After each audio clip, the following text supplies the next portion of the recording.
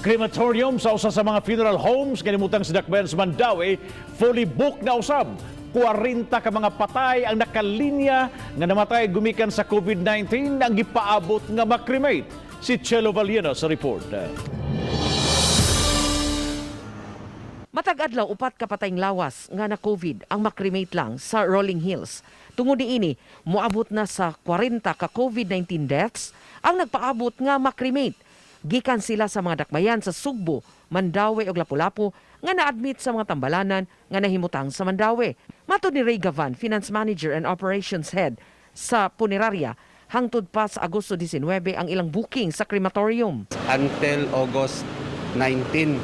So ang available for booking or kung napay mamatay for COVID and then for cremation, ang available schedule ng for cremation is August 20. Gipahibaw ni Gavan nga adunay freezer ang dakbayan sa Mandaue nga gibutangan sa mga namatay sa COVID-19 o nagpaabot pa sa gitakda'ng cremation. Aron nga makahuwat siya sa schedule for cremation, ang option is freezer.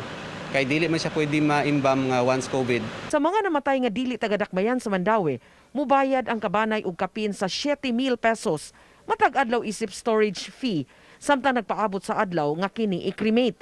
Adunay awhag si Gavan sa mga kabanay sa namatay nga dili COVID-19. Kung dili naman COVID ang namatay, why to wait for cremation nga it takes mga 10 days for waiting rather than for embalming, pwede naman pa siya mapa-imbam and then ma-viewing for 2 to 3 days. Uban ni Godfrey Rilien, Chelo Valiena, Balitang Bisdak.